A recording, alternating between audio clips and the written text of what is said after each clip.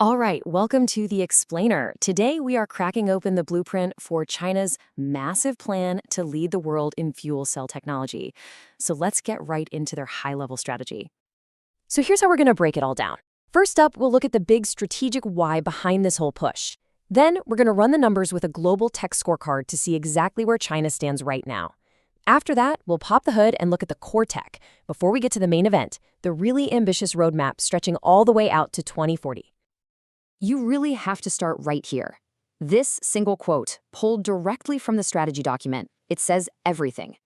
This isn't just about finding a new type of engine. For Beijing, this is a top-tier national priority. Okay, so let's get into the why of it all. To really get a handle on these targets and the tech, you first have to understand what's pushing China so hard and so fast in this direction. What's the real motivation here? And here's the thing you gotta remember. This is so much bigger than just cars. Fuel cells are seen as a critical cornerstone for China's entire future. They're the piece that links their energy grid, their industrial policy, and their climate goals all into one single plan. And when you look at the drivers, you see it's really a four-pronged attack. First, it's about hitting their carbon neutrality goals. Second, it's about energy security, plain and simple, cutting their dependence on foreign oil. Third, they are making a very clear play to own what they see as a critical future industry. And finally, and this part's really clever, they're using vehicles as the tip of the spear to drag the entire green hydrogen industry forward with them. Okay, so now for the scorecard. How does China's tech actually stack up against the rest of the world? This is a no-fluff, data-driven look at where things really stood as of 2023. Now, check this out, especially for commercial vehicles. When it comes to raw power, China's top systems are actually starting to pull ahead of the international average. But, and this is a really big but, look at the cost.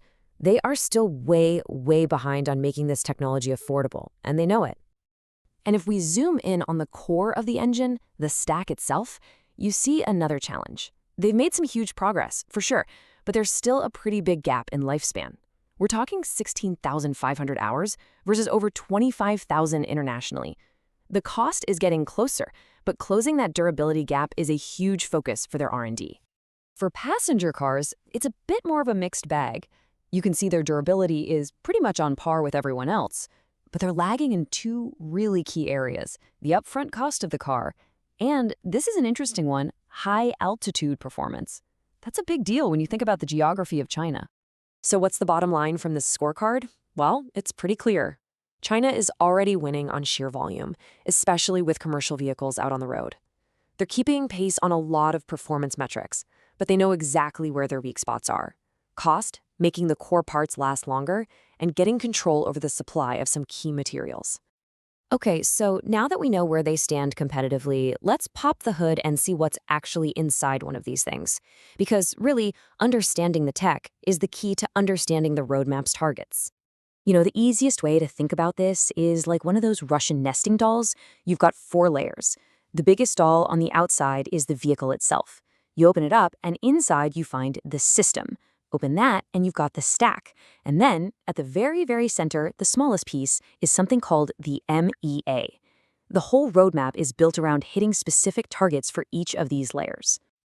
So starting with the biggest doll, the vehicle, this is the whole package, right? The truck, the bus, the car that you actually see driving down the road, it's the final product with everything integrated together. Okay, let's open that doll up. Inside, you find the fuel cell system. You can just think of this as the complete engine. It's the power unit that holds all the really important parts, plus all the support systems, the pumps and compressors needed to make it run. And inside that system, you've got the stack. Now, this is the real heart of the whole operation. It's where hundreds of little cells are layered together, and it's where the electricity is actually generated. The design of this stack is what determines how powerful it is and, crucially, how long it's going to last. And finally, we get to the very core, the smallest doll in the set, the membrane electrode assembly, or MEA. This is the technological magic right here. It's where all the critical chemistry goes down. And making this thing cheaper and better is the absolute key to unlocking this entire roadmap. All right, we've seen the why, we've checked the scorecard, and we've looked under the hood. Now for the main event, the roadmap itself. Let's look at the specific, aggressive targets China has set for the future. And they are not messing around. Just look at this number, 4 million. That is the target for fuel cell vehicles on China's roads by 2040. I mean, that one number alone tells you everything you need to know about the scale of their ambition. And look at how they plan to get there. The ramp up is just exponential. They want to hit 500,000 vehicles by 2030, then double it to over a million by 2035, and then, bam, quadruple that to 4 million in just the next 5 years. The planned acceleration is incredible. So how are they going to do it? Well, it all comes back to those nesting dolls we talked about.